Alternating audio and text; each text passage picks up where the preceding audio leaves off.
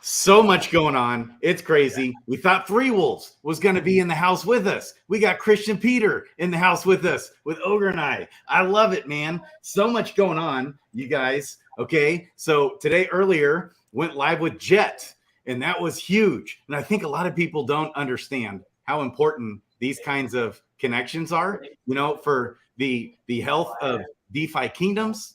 Okay. And I gave a strong, brought up Dragon's Crossing, to his attention. And this is how you connect communities, and coordinate in a cool, easygoing, organic, non-shilly way, even though I called it a Dragon's Crossing shill, and how important it is. That's how you network. That's how you make these connections. And I've gotten some interesting feedback today on that, actually. Okay. And so, but anyways, that's 100% the reason why I launched just sharing that video all over the place, all over Discord and Twitter and Telegram, okay, to different communities, including the Wait Hourglass community, right? We're trying to get exposure, right, for these projects that we believe in. That's me, anyways, with solid core values. Okay. So, but it was a phenomenal interview there with Jet. So fun. And it's like, we're good friends. We're hoping DeFi Kingdoms is going to be on that TV show coming out real soon. The TV show, by the way, that's strongly hardcore being talked about on George's channel, on Leia Helperin's channel, everywhere, on all of Brian D. Evans' 1.1 million followers on Twitter, all his networking that he does. Same thing. That's what Brian does. He, in a cool, organic way, he networks, right, with these different projects that are good ones out there, and gives them his ear and then makes connections. That's how this works, people. Also being hardcore talked about on BitBoy's channel, this TV show. He's made connections with Randman and Crypto Banter, with Benjamin Cohen. He had Crypto Lifer, had him on his channel. Yes, just yesterday. Okay, he and his 45,000 followers, that gets thousands of views every day, right? So these kinds of connections, you guys are huge. The exposure this show, I think, is going to bring is huge. It's going to be on DirecTV primetime. It's going to be all over the place. On Amazon Prime, platforms, right? Networks out there. It's huge what's going on. Okay. And so that's why, of course, I'm out there sharing this video that doesn't have the DeFi Kingdoms logo on it. No. Does it have no. Does it have the Dragon's Crossing logo on there? No, it doesn't. But guess what was hardcore talked about? Okay, is those two projects, right? And then we got George, who already watched it. Okay, we've got people out there. And so that's how you make connections. I was just chatting with Kristian Peter. Next week, a week from today, we got a party going on in LA at 3XP. Guess who signed up to go? I just found out. Guess who signed up to go? Crypto Wendy O. Gonna be there at our DeFi Kingdoms party. That's how you make connections. Maybe Crypto Wendy O starts talking about DeFi Kingdoms because we represent well as a community in those circles. It's huge. This is how it works. This is how you network in a good, healthy, solid way. This is what Ogre's out there doing, connecting with all these, different gaming communities, different projects out there in just a cool way. That's how this works. And just think, if Crypto Wendy O, we can get some of these influencers on there talking about DeFi Kingdoms. That makes a big difference. Talking about Dragon's Crossing. That's how this works. I didn't even know Crypto Wendy O is going to be at this party. Maybe we can get Stash to show up to this party. He's going to be there. 3XP president going to be there. Dreamer, by the way, is going to be there. By the way, Dreamer had a 2-hour-long conversation with him the other night. And, nice. There's a lot of FUD going on right now with DeFi Kingdoms. And Dreamer tells me that stop. You can't revise that. What is all this FUD going on with DeFi Kingdoms? I don't even get it. It's like, doesn't even add up in my mind. But Dreamer, he tells me he's been grinding for 90 hours a week for a year straight. He has his head down grinding, and sometimes the devs have to do that to keep their mind straight because, one analogy Dreamer gave me was, hey, if you're on a plane and everybody starts attacking the pilot, what do you think's going to happen if everyone starts coming at the pilot when you're up in a plane? That plane's going to go down. Okay. And that's what we got to be careful of and sensitive when people go out there and FUD the project. We've seen a lot of that. And it's just, this is what the bear market does to us. It's hard on this. And so, and Dreamer said, personally shared how discouraging it is when he sees the team grind. It's not just Dreamer working 90-hour weeks. It's Frisky. It's Hubert. It's Magnus. It's Beetle Dude. These guys are grinding. They're putting in the time. The mods are always available. They're always in chat. Yes. And if they're not in the main chat, they're in somebody else's chat, in one of the guild's chats, or DMing somebody. Yes. Those guys are superhuman. Right. And so much is going on out there. So we need to be sure, guys. Or is that the one that I'm not aware of that you don't want to talk about? Oh, yeah. So we got to come alongside the devs and be a support and give them good vibes, because they're human beings. You know, it's hard to keep a good mental headspace when you put in all this time and effort and work into developing this awesome project, DeFi Kingdoms. Okay. And then they come up out of their, zone they've been in and developing, or whatever it is they're doing. And then they look out there and they're getting all this hate. How do you think that affects their mental state, their own sentiment for themselves? I can't imagine it. It'd be so hard.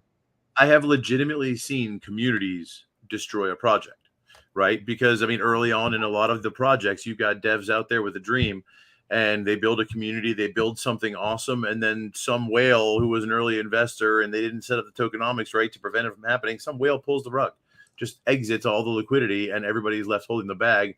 I've seen them blame the developer. Yeah, right. I know. Seen them blame the developer, and then the developer, it just gets frustrated and walks away. They have a product they could have kept building if the community hadn't turned on them, but the community destroyed the project literally. So we have to be careful. It's the internet, and you can't see the person on the other side of the screen most of the times. Hello, they're there, and they've got feelings just like you do, and you can discourage them and ruin their day and make them go, why am I even doing this? I don't have to. I've got enough money to walk away. I'm doing this for them, and they're all being a-holes. It's also good to understand that the majority of the community isn't being a-holes. It's a very small few. But we also need the community to stand up, right? It shouldn't just be the mods and the crosshairs taking all those tomatoes, right? We need to be there to explain. That's why I asked, well, what's the FUD? I like to address it and explain why. Like, I get it. You're having a bad day. You've got a valid gripe, but let's flip that coin over and look at it from the opposite perspective. What if they're actually busting their butts and they didn't deliver what you want? I don't know the exact situation, but there was somebody probably got salty. It's the bottom of the bear market, and it is what it is, right? As you said, this is the sentiment that's common nowadays. We see this. Now's the time to hold through it, y'all. If you trust the team, if you trust the community, you're in the right place. We're doing big things between the next crypto gem, between the events that are popping off. Yeah, we've got an amazing community full of devs that are building stuff. So I don't know. I love it. I'm excited. We've got PvP and PvE coming. Yep. A lot of people are taxed out, not wanting to throw more money at it right now. I get it. The money's tight right now. But this too shall pass. So many great things going on right now. And Grady and I were just chatting about it. We had 102 people so far signed up for the DFK meetup in Pasadena. So that includes some of the top people that are at the event themselves. The 3XP team's going to be there, a couple of Crypto NDO signups, some Decentralized signups. And I got notified today that they're going to do a toga party right after the DFK meetup. And they wanted us to promote that so that after we're done having fun and talking about DFK, we can all go over to the toga party, open bar, open food, enjoy ourselves in Los Angeles, have a great time. I mean, this is what the community is all about. We want to enjoy ourselves. We want to get together. And Ogre and Grady and I had a great time at East Denver with 25,000 other of our closest friends just hanging out, talking, blockchain, having a great time. I mean, there's going to always be the haters that are out there, but we want to be able to rise above that and say, this is such a great time to get in, to build up whatever thing you're confident in, what you think is going to be around for the next 5 to 10 years, and enjoy the ride back up. I mean, so many people did that in the last down cycle. I know Grady and Ogre, you were 2 of them. I wasn't around. I mean, 2020 was when I got into blockchain, but going through the downturn, you see that the fear and the uncertainty and the doubt, it's real, right? We all are thinking like, when is this going to go back up again? And it's just that capitulation that happens when somebody says, oh, this is going to die. But we see it on our end every single Thursday, including today. The devs get out there and they tell us what they're building, and Hubert's excited and Beetlejuice's excited and Frisky's excited, and they're building all these really cool, intricate things that take a long time to build, and we get to hear about it every single Thursday. I mean, you guys, you don't know how amazing this is, that we get the inside track to a project that's building something tangible that we can see in a bear market. I mean, this is like, it doesn't get better than this. And I want the tokens to go up just like everybody else's. I want my heroes to be worth more. I want my pets to be worth more too. But while this is happening, I'm accumulating. I was telling Grady yesterday on Brown Gent's channel, he came on and he said, hey, this pet right here is completely undervalued. I bought it. And I was like, this is awesome, dude. I love that. I can go out there, I can buy a pet for $40 that's going to make me $40 back within a month or two. It's like, what kind of return on investment is that in a bear market? So I'm excited about this time. It's a great time. Okay. Yeah, definitely. I mean, even if we don't win the next crypto gem, the simple fact that we're on there, the simple fact that that community of OGs is finding DFK right as the bottom, most of them believe the bottom is already in and the market's turning, so they're looking for projects like this to ape into. Like, it could all change in a weekend, like literally. Like, they drop PvP, it's fun, or even before PvP comes, one of these people that have deep pockets, you could be like, oh my God, I can't believe I did that. Like, I don't know. I'm super excited. I'm expecting a lot out of this project, this game, and this community, and I'm doing what I can to build it. I apologize for being kind of out of the loop for the last couple of weeks. My Wi-Fi was wonky last week, and I've been head down building something. I've been working with a team of individuals trying to get something off the ground.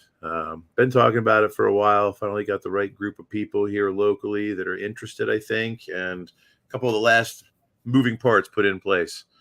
So I'm excited to be adding to it, and it will be something that completely supports DeFi Kingdoms and all of the communities I'm involved in. Awesome, man. Right on. That's big. Okay. All right.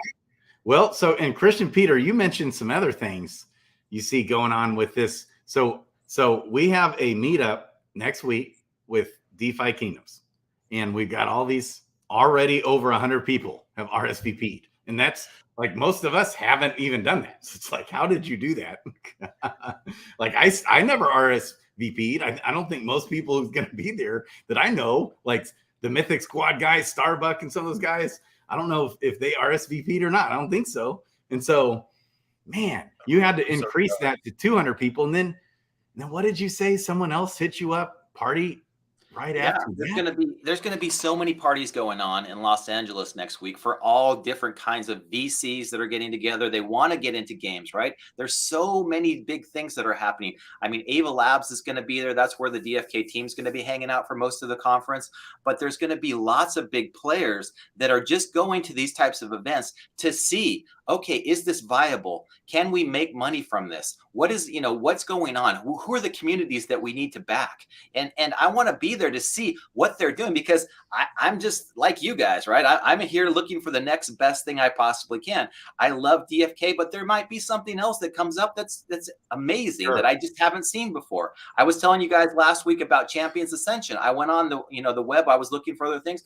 That game to me is really cool. It's got some of the same type of characteristics, and it's being built out as a AAA game. But like with all AAA games, it just takes a long time. But they're going to be doing demos. They're going to have a gaming pit open at 3XP where people can go out there and they can play. And they have 1v1 and 3v3, and you can get your hero and you can go out there and battle against all these other people, while you're there at the conference. So I was like, this is the perfect time to go out and see what's got legs, right? What's going to be running into the next bull market. And I'm just so stoked because, again, I don't know what that's going to be. And I just want to get a taste, just a flavor of like, okay, who are the big things? When Grady and I were down in Miami, it was fun to be there at Decentral because everybody was coming up to the DFK booth, right? Everybody was there. They had this whole giant conference room set up, and there's probably like, I don't know, 60 to 80 different vendors there, but everybody was at the DFK, booth. They were hanging out. They were checking out all the art. They were checking out, all the technology with all the guys that were there, and we were having a great time. And they were like, wow, you guys are all with DFK. And we're like, well, we're not actually a part of the DFK, employees, but we're all part of the community. And they're like, wow, we didn't even realize that DFK was still around. It's just like you go from year to year in crypto, and it's like you don't even know what's going to be around, from this year to next year. So it's nice to get out there to talk to people, to see what's going on. And I'm excited about the toga party. I'm excited about talking to the VCs. I'm excited to see Dreamer and Sunbear and just hanging out. And by the way, I was going to tell Ogre as well. Bolon said today he's going to send me bloater plushies, baby. So we're going to have some bloater plushies to give away. Let's go. Get it out. Game on. There it is. There it is. Let's go. I'm very disappointed that I'm not going to be there. I really wanted to go, but it just doesn't. It's not working out right now. I was hoping to get some of the red bullish hats that they had at Avalanche, but they said that Avalanche actually made those just specifically for that event. I was like, man, that would have been awesome to all have red bullish, Avalanche DFK hats on and be, chilling around the conference with those. But it is what it is. I'm happy to put on my bullish hat though and go and talk to as many people as I can and, get a chance to see who's doing what, where, and how we can all come together. Because the guys were reaching out to me were different gaming projects too. They're like, hey, we see that you have a meetup. Can you advertise our meetup? We'll help you out with with ours. And I was like, great, let's continue to form those bonds and to create, bigger communities from us all. And I think that's what, Decentral and all these different conferences are about, right? It's like, we're all going to raise each other's ships. We're going to continue to raise the tide. And once the tide starts to get risen, it's just going to be like, boom. I mean, it'll be that flood of liquidity that comes into the market looking for anything they can possibly find. And when they find something good that's been around for a while, that's actually got a community, that's actually doing amazing things, it's like, whoa, this is what I want to be in. These are the things that I want to be doing. So yeah, I'm excited about that. That's going to be really fun to get to see all the different games that are being built, but not only that, get a chance to promote DFK as a community. Right. And represent them. Man, anybody just coming in, start over, baby. 1.5 XP, catch up. Okay. Did you guys get a chance? To listen to the AMA today? Yes. Super excited. I love the fact that they're continually trying to drive down the gas fees. Because that's going to be a constant battle as new things drop. They add stuff to the contracts. It costs more, right? Those gas fees, for those that aren't familiar, basically at home, you have a computer, you put a program on your computer and it runs on your CPU and your hardware there, right? With the blockchain, that computer is basically on the internet. And that's what that gas fee is. You're paying the transaction for those smart contracts to run, which is why it's cheaper to just send a token than it is to run through a smart contract. And the more complex that smart contract is, the more data that it has to process, the more that is going to cost. And so it's a constant battle as they're building it out and making more stuff to keep the cost down. And that's why everything is kind of separated and built in objects. Anyway, we're going deep now. But yeah, just to give people a basic idea of that. That was one of the big things that I liked. I loved hearing the fact that they're doing that. PvP and PvE is coming closer. Hopefully we'll see that this summer. We'll see. Yeah, I think there's some big things going on. I've been really connecting with George a lot lately. It's been awesome. Actually, it's kind of blowing my mind how he's genuinely, without any ulterior motive, just trying to help me, looking out for my best interest. And it's like, because I wasn't 100% sure, like, is he going somewhere with this? Like, or is he trying to, sorry, to realize more and more. The laugh with the comment in chat, not at what you and George were experiencing. My apologies there. It was inappropriately timed. Oh, Sarge, baby. Yeah. So, and George, I've been pushing, George, he, what he's been doing all of a sudden, he's coming on as an advisor for several projects out there. And I've been pushing him to talk to Dreamer, baby, be an advisor for DeFi Kingdoms. Ooh. Wow. In the works. There's lots of things in the works, baby. So I know that Dreamer's been out there in Sunbear. They're trying to make connections. They're working different, they've got a lot they're doing. A lot going that we know nothing about. Okay. So, and they're working hard, so hard that, his head is down working so hard. It's hard to get a hold of these guys. And I think sometimes it's intentional. They need to block out the noise, and just focus on what they're doing at times. And so, man, we gotta come alongside the team and encourage them. And he was gonna come on yesterday.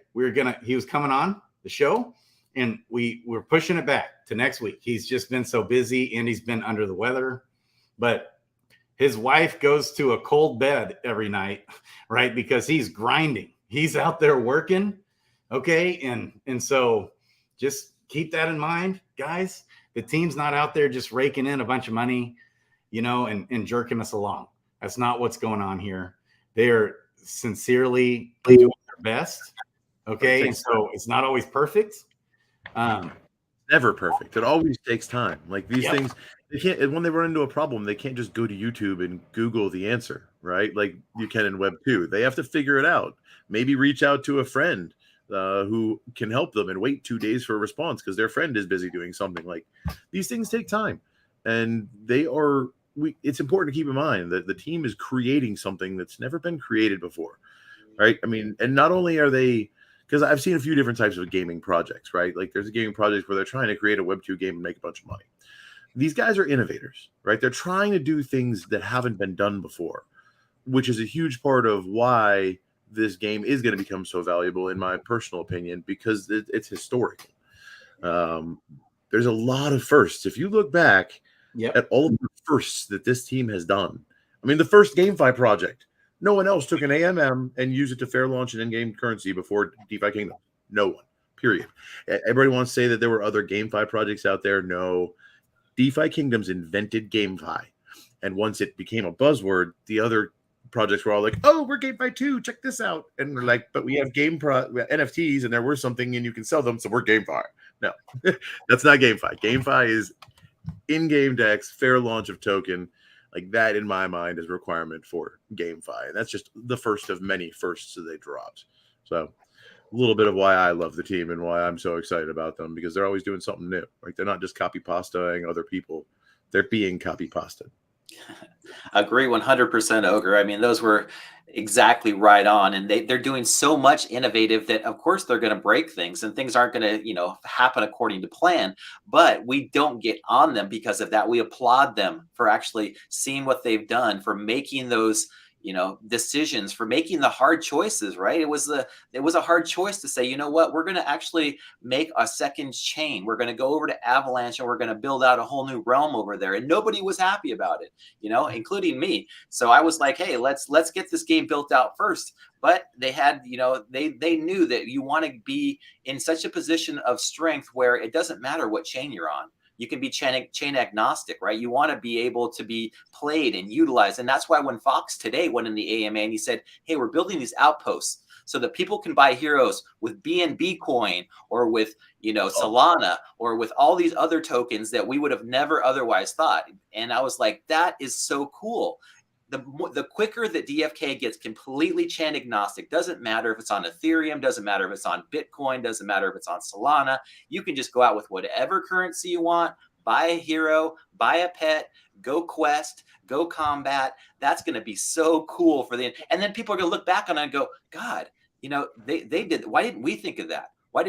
Why were we always concerned about like being on Arbitrum or being on Ethereum or being on BNB? We should have been like, hey, let's just build a game where anybody anywhere on any chain can play. And that's what DFK is doing. So I'm excited that he said that. He was kind of stoked about it, but he was in Fox's own way. He's always just a little bit kind of like, I don't want to, overshoot and tell you guys too much, but I want to keep it, so that you understand what we're trying to do with this. And you can probably see into the future with me a little bit. And I was like, wow, that's really cool. I'm excited about that.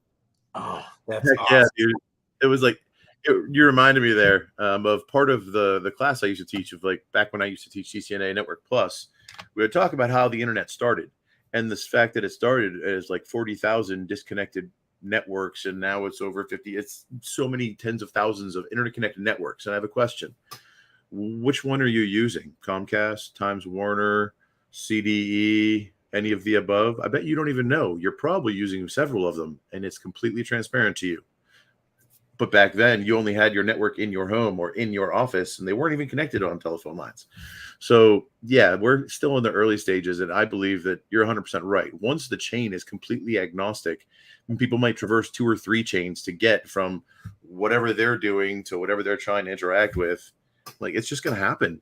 It's going to be natural progression over time. The chains have to work on the standards and come together in agreements on how at the various layers. And that's another thing that I think we'll see a change in the next 5-10 years is like we've got layer 1s and we've got layer 2s. I think we're going to see just like the OSI model. Mind you, I'm an old networking guy, where you've got like layer 1 is the physical connection from your computer to the router, right? Layer 2 is your local area network connection in your home. Layer 3 is your ability to talk outside to the outside world. Layer 4 is, am I talking back and forth or am I just pushing out broadcasts, right? And you go up the stack. We're going to need a similar stack in blockchain. And I think we're going to see these L0s, L1s, L2s create that over time to where L1s in the future might be a bridging layer. That might be what it is, bridging and privacy, and that's it. Layer 0 is your UTXO, like Bitcoin, to where it's just transactional. That's it, no computation. And then layer 3 is like your computation layer on top of that. And layer 4, you've got your apps or something like that. I don't know. There's more to be invented that I can't even predict. So yeah, that's how regulation, not regulation, but cooperation and collaborative protocols that I want to see be put into place by the community. Because if we don't do that, then the government will, and it will be a regulation. Let's go, man. I love it, Ogre. I love it. So what else? They talked about a lot today in the AMA. I know, Kristian, Peter, you mentioned to me also that you've really noticed, you've done the math. I think you said you've actually got it. You got it down on paper, like the difference between a gardening pet that gives you the extra power boost, for extra gardening, the tokens when you're gardening on gardens that you have liquidity in. You've seen a big difference there. What have you noticed with pets? What's going on? Yeah, a huge difference. And I did a Twitter poll that went around, and I think that out of the respondents, about 60% of them, a little bit more than 60%, said gardening pets were by far the best. And the reason being is that you put a skilled gardening pet that's going to get you that 10 or 20 or 30, 40% boost on top of what you're getting on your power tokens. And so it's not really for that amount of, just a little tiny bit of LP that you're going to get from the pets themselves. But when you have a fairly significant portion in the gardens and you pair that gardener up with a boosted pet, I thought Power Surge was going to be the best for that, but I'm seeing skilled greenskeepers be by far the best pets to put in there. And so I've just put all of my high level, my 20, 21, 22 now gardener that have the gardening skill, and pair them up with a pet that's got 25, 35, 45 bonus on top of that. So when you look at the combined amounts of gardening skill that you're getting like a 20 plus a 40. So you're getting a 60 altogether. All of a sudden you're 3Xing the amount of what you're getting from that garden. And I'm seeing the jewel amounts and the jade amounts and the crystal amounts just be significant. And by significant, I mean like I'm getting 60 to 80 crystal or jade back. I'm getting 5 to 10 jewel back on some of my highest gardening. So I don't know why more people aren't looking at that and saying, God, if I put a little bit of money into the gardens and I get a really good gardener with a really good skilled pet, I'm going to be paying for them really quickly. I mean, the returns that I'm seeing are just incredible. And I wanted to come on Monday with you, Grady, and kind of talk about that a little bit. But with it being Memorial Day, I was like, we'll just wait until there's a better time in the week. But yeah, I'm just like, I'm seeing these things inside the game. So I've kind of shied away a little bit from going after the, the summoning as much as I probably was in the past. And now I'm really looking at focusing on how can I get my pets maximized with my heroes in such a way that I'm getting the highest return possible, because everybody always comes to us, right? They say, well, what should I do? What should I do in DFK?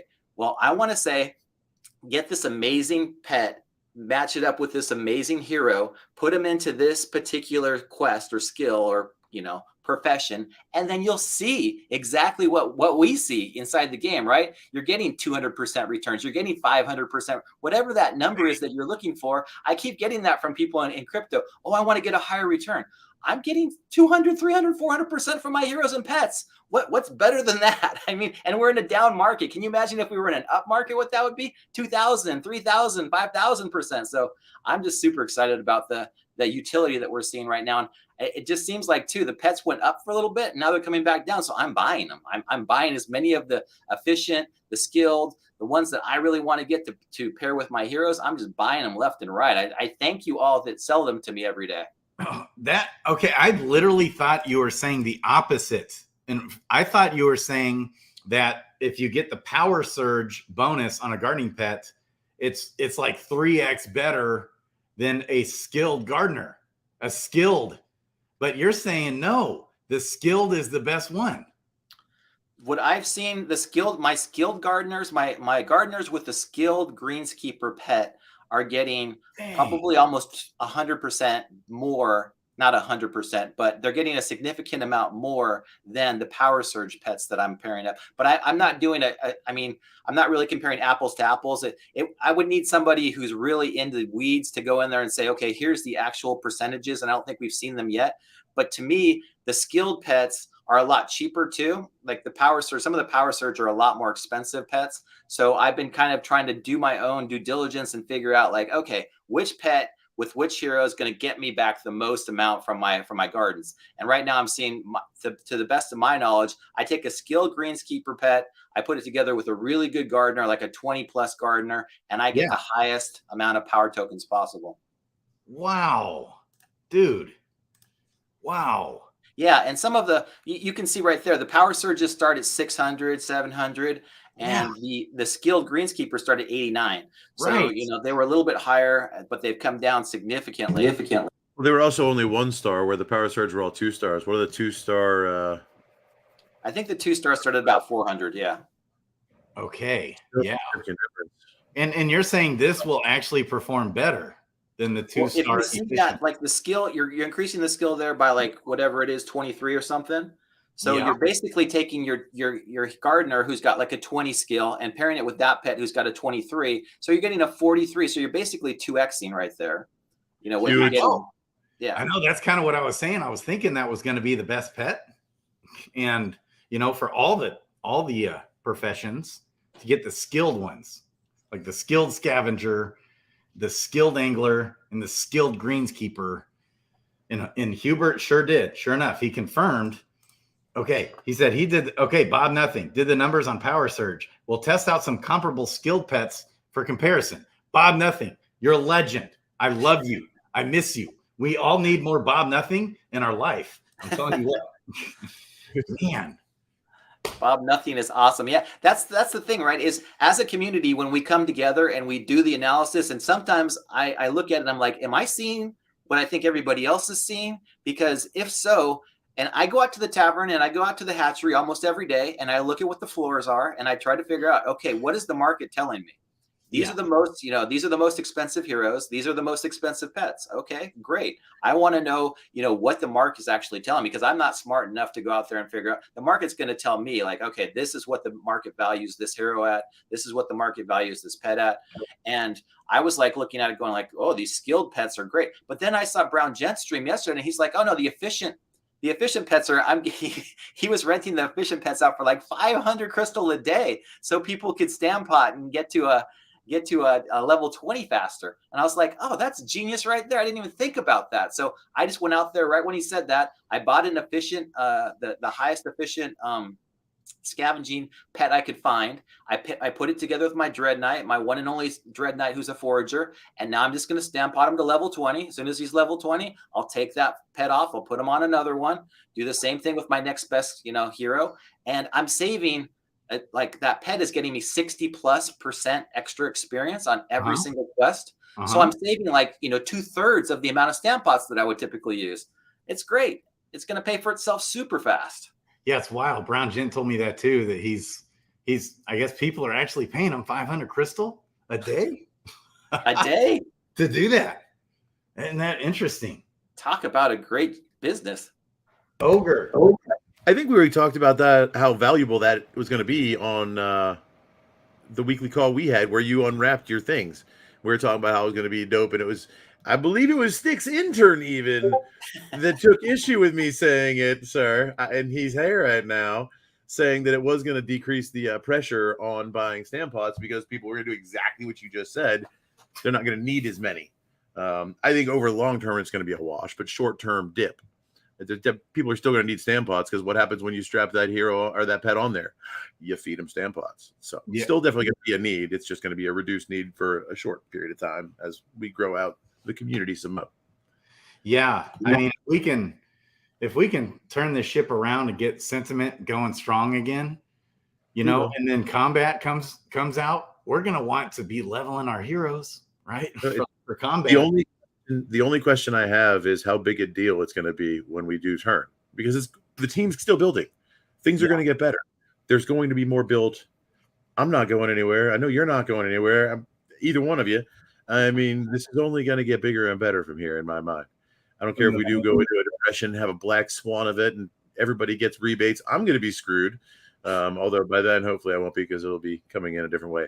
But it'll be a good thing. Maybe I'll have some money then to buy back in. Recoup some of the jewel I've let go so damn cheap. Boo. Yeah, I think this is the time we look back on and we all think like, God, I wish I would have done more. Because I felt like that way when we went up the first time. I was like, damn, I should have bought more jewel. Damn, I should have had more pet. I should have had more heroes. And then we got up to the very top, and I was like, I'm never selling these things. And then of course I read it all the way down to the bottom. And I'm like, damn it, I should have sold everything. But now it's like we've gone through that. You've got that muscle memory where I'm like, okay, we're at the bottom, or close to it, and we're just gonna see that tremendous run at some point, and we're gonna all look back and go like, God damn it, I should have had so much more. So man, okay, anybody just coming in again, start over, 1.5x speed, catch up. Okay, anything else stand out to you guys today in today's AMA with the team? Yeah, I might have been wrong. Looks like Sticks Intern is saying the prices are the same or higher, so maybe that prediction was off. Maybe it's just a few weeks out. We got some excitement. People are stand potting those heroes they want up, and then it'll slack off. Or maybe it's just going to increase. Who knows? Yep. Ogre definitely does not know all, except for the fact that I know nothing.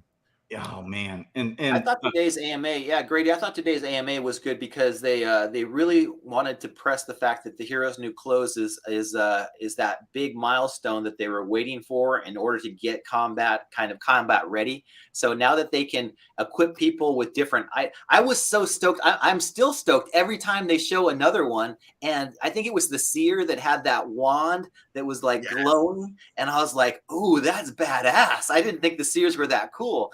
And then the Legionnaire came out, and I was like, oh yeah, that's right. They've got the shield up. They're going to, just spear people. So every time I see one, I'm like, man, these heroes are going to be so individualistic and so cool. They're going to have their own shields, their own wands, their own helmets, their own boots, all these different characteristics. As we're adding them on, Second Best Dad has done such an amazing job with this, and it's all been kind of in the background, right? We haven't been applauding SBD as much as we need to, but all of this development that happens, all these things these people are building, it's just like, I saw him on the Chaos Cast yesterday. I was chatting with him in the chat, and I was like, dude, you are my hero. I love you. You put this stuff out so quick, and it's so cool. And I think that the rest of the community needs to go out there and just give him some kudos. He's doing an incredible job. Oh my gosh, I missed the chaos. I've been so busy with so much going. Had meetings today, big meetings that I can't really talk about necessarily. Okay, had yesterday Dragon's Crossing had an awesome, pretty smooth launch as far as the gameplay goes. Really fun, awesome. Did like 7 hours of streaming yesterday. Okay, and so I think Sticks Intern. Kong told me Sticks had a really good stream last night. I got to get in there, listen to that. Did Bogside Chat stream this week? I don't even know. And then Chaos Cast stream yesterday. I got to catch up, guys. I am behind. Good point. It's easy to do. Man. And so you said you nailed it right there, Kristian Peter. The thing that stood out to me the most is what you just said. All things are coming together. They're working towards getting this combat going. That's what Hubert seems excited about. It's what he's focused on right now, getting that launch, getting that out there.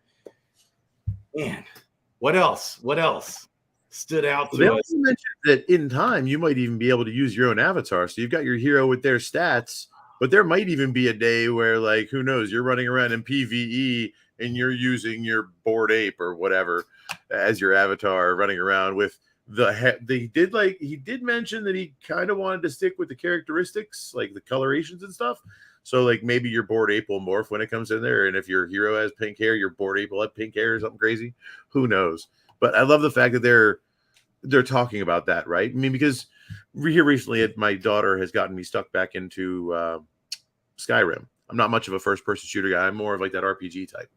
And the lore, right? It's the depth of choice that you have in games like that. That's what really sucks people in and keeps you stuck there for hours on end, because you're just doing something completely different than you were yesterday, even though it's really not that different, but allows you to have that freedom, that control, and change something. And the fact that they're looking at that and thinking in that way makes me even more excited. Yeah, I love it. Bob Nothing brought up something I was going to bring up too. Excellent point, Bob Nothing. I don't know if you guys saw the Twitter thread that Sashi put out today. It's so thorough.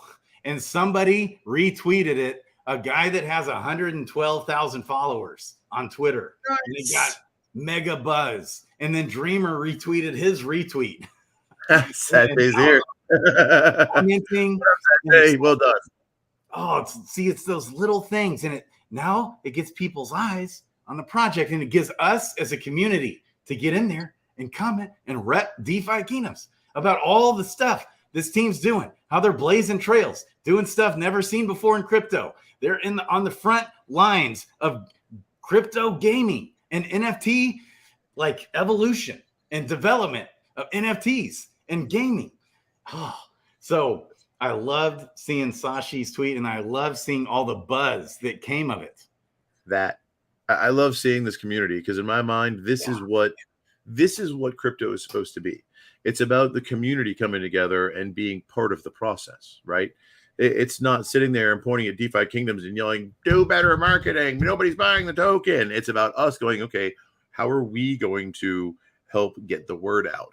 Grassroots movement is always better than some paid shill, 100% of the time. 100%. It's got to be an organic, cool thing. It can't be a paid shill where it's got to be a real connection. Like you're talking with your buddy, and then you're interested in what your buddy's, maybe if he's your investor buddy, you're going to be interested in what your buddy's investing into or what he's doing.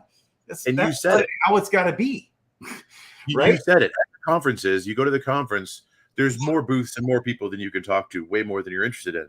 Yeah. But what did you notice? Because there's definitely something I noticed at ETH Denver and all the conferences is which booths have all the people in front of them. Those are the ones that I become interested in, because they've already got people that are interested in the project. So the way that our community shows out for this project is huge in and of itself. Even if you do nothing else, going out there and hanging out in front of the booth for an hour or two, talking to the team and the other community members and saying hello, like that's huge. Do that, if nothing else. But always do as much as possible, right? The more we do, the bigger we get, the more we help. It's all of us, the three of us, plus all of you are way more powerful than any one of us together. Yep. Yeah. And definitely. Guys, I can tell you, the team, they are doing their best. They're grinding. You know, they're not out there just raking in a bunch of money, taking advantage of the community. Some of these different things that are kind of floating out there. They're doing their best. They're grinding, hard. They're trying. Okay. And so we gotta support them and be sure not to just go out there in Twitterverse and just hip shot thoughts about things when we don't really know what's going on. Okay. It's different if you do really know what's going on the inside of things and you've got something you need to share. That's different. But when people get out there and kind of in an ignorant or assumptive, like an evil, suspicious way, you're suspicious. Ooh, are they doing this? And then it's like it spreads like wildfire, especially in a bear market where it's hard. It's hard. Put yourself in the shoes of the team. Okay. And I can tell you firsthand, they're just doing their best. They're not trying to do anything shady or, all the weird things that are said out there. Okay. So anybody coming in, you got to start this stream over. Be sure to start this stream over. 1.5x. Off because I got a work call here in about a half an hour, and I got some prep work got to do. Man. Y'all get ready to come to Nashville. It's not gonna. Well, I mean, there will be monthly ones, but yeah, more to come later. Ooh, we're gonna have some big ones. Ooh, baby. Let's go. Love you, Ogre. All right, man. All right. I We'll love see you, all buddy. of you. Okay. You too, well, Rock, and all of you out there as well. Mad love for all of you. This too shall pass. This too shall pass. I love it, man. See you, buddy. Okay. All right, man. Peace. Anything else, Kristian? So yeah, that just kind of leads me into what Ogre was saying, because I spoke to Bolon today for a while, and we talked about like what we can do as a community. And I know that last week in the AMA, a little bit under his breath, Dreamer said, "Cough, cough, DFK Con possibly," which is what they would do if they had, VC funding and some extra money in the coffers. And Right. it's not cheap to put on a conference by any means, but I was like, so what can we do as a community to help with that? And I've been talking to Starbuck and the Mythic Squad, and most of them are up in the Seattle area. So I was like, we should get a good set of places where we can go as a community. We can, have a couple of the DFK team fly in for the day, have a little sit down, have a happy hour, whatever we want to do, and chat and have a great time.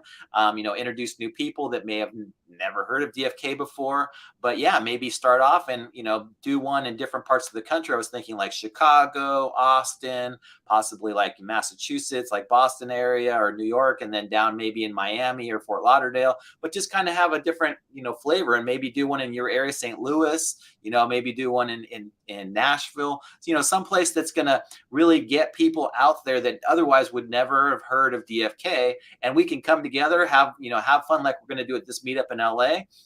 Get together for 2-3 hours, chat, have a good time, drink some beers, have some food, talk about like our favorite parts of the game, why it is we like playing it, and just leave it at that. And I think that does such the grassroots movement like you guys were talking about. We want to come from a position of, hey, we're inclusive. We want to embrace everybody that wants to come into the community.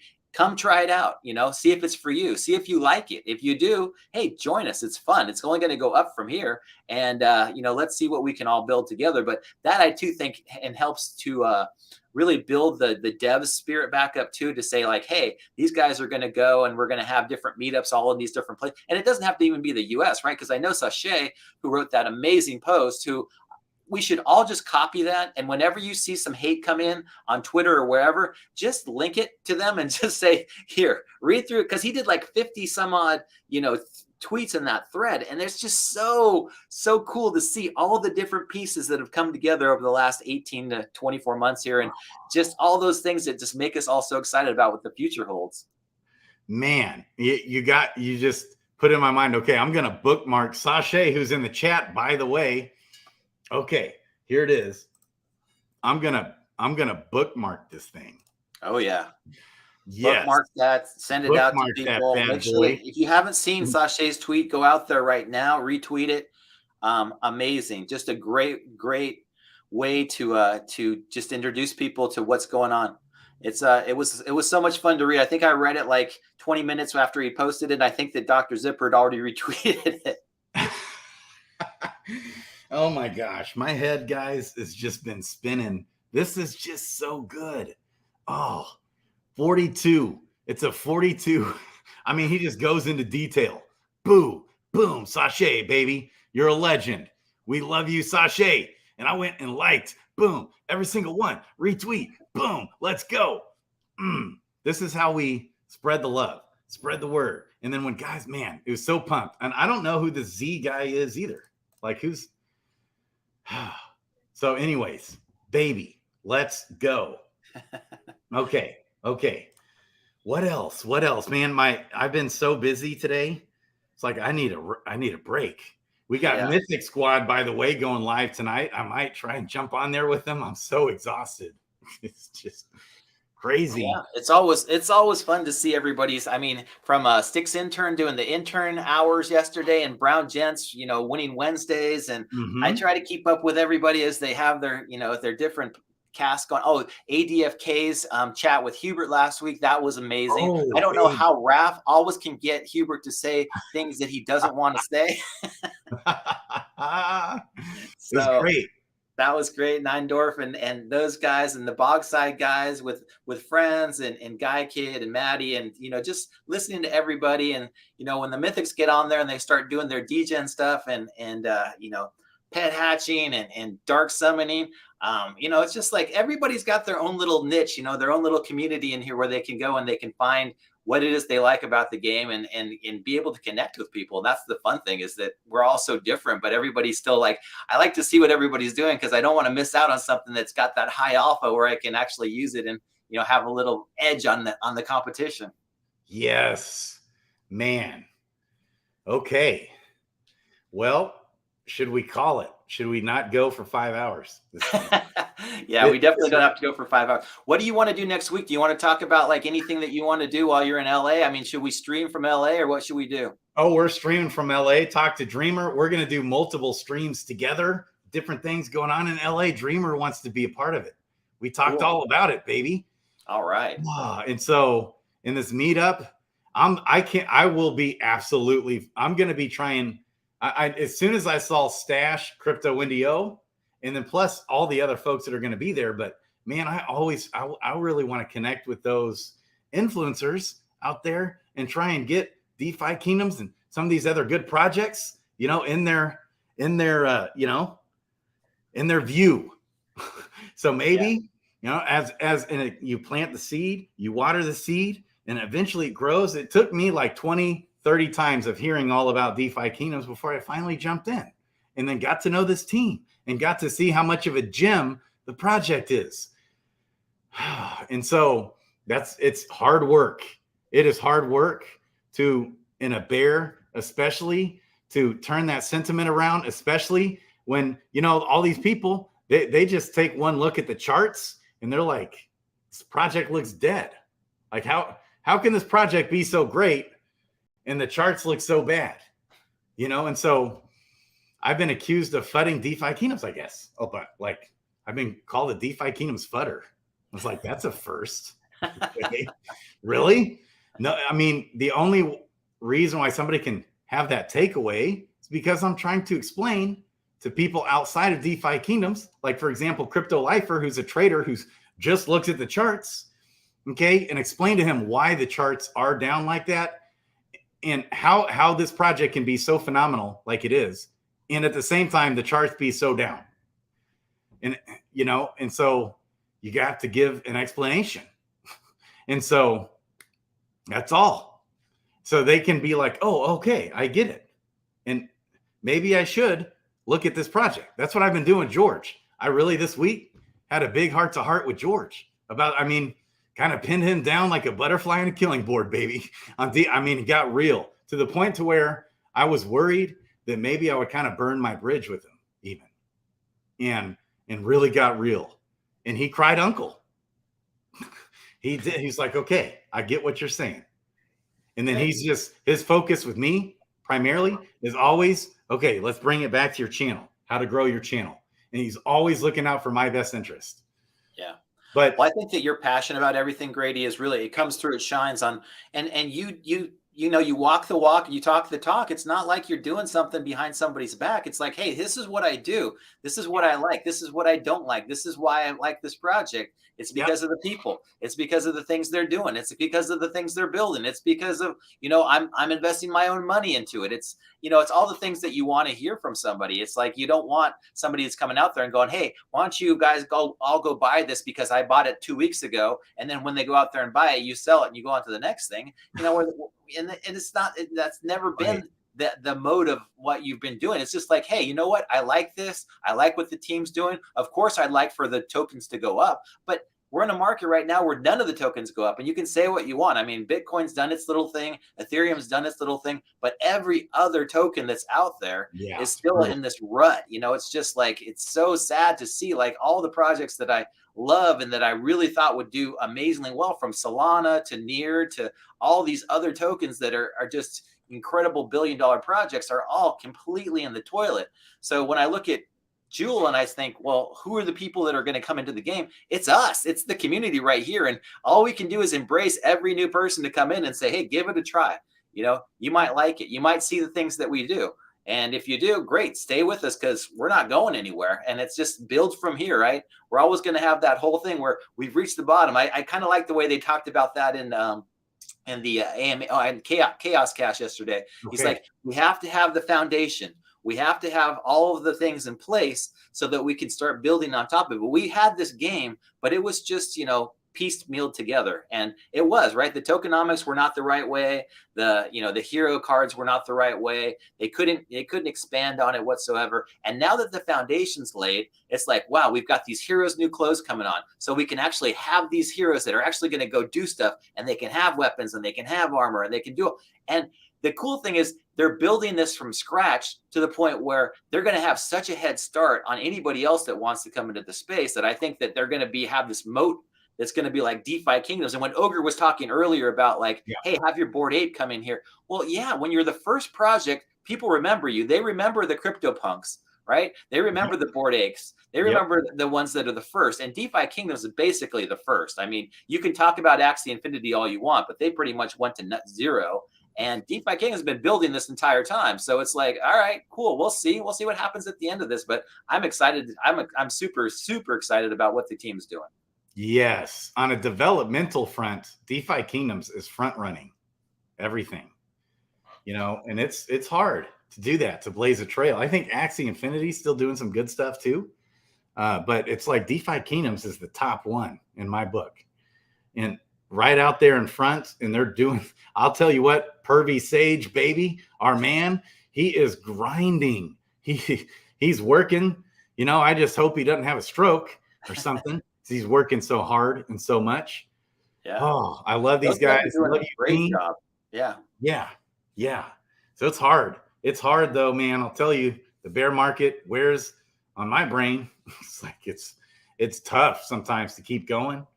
It's hard to, I can't imagine being from the perspective of the team. When you're taking all the beating like this, when you're grinding like that. So, man, baby. Start over, baby. Let's go. Start the stream over. Everybody here. If you didn't start from the beginning, 2x speed, 1.5x speed. You missed some good stuff. You're just there's so much going on. Yeah, there's so much. Grady's got so much happening. I mean, I can't believe you're still alive. You were streaming for like 8 hours yesterday. So I'm just glad that we got a chance to catch up and kind of go through what all the alpha is, because there's just so much happening behind the scenes, in front of the scenes, with pets. Go ahead, guys, post your best combos of pets and heroes. I'd love to see that. We haven't really got a really good, I went back and I was trying to check out some of those old infographics that were the pets and stuff, and how you can match a pet up with the right kind of hero in order to maximize the value on these level 10 quests. But I haven't seen a whole lot of people that have said, hey, this is a really good forager, and this is the best pet for that forager, and this is a really good fisher, and the best, and why. I thought Brown Gent explaining why those efficient pets were so good yesterday. I was like, oh, okay, I got to go out and get me one of them. So I just want to see what other people are doing. Let's go, baby. Yeah. All right, man. Anything else? I'm about to collapse. That's it for tonight, baby. Get some rest and rejuvenate. I love what you're doing, Grady. Keep up the great work with everything. Can't wait to see you next week in LA. And that's right. Are we gonna get on Monday? You want to do one Monday night before you're out? Yeah. Let's go. Awesome, baby. In LA, we're gonna kumbaya.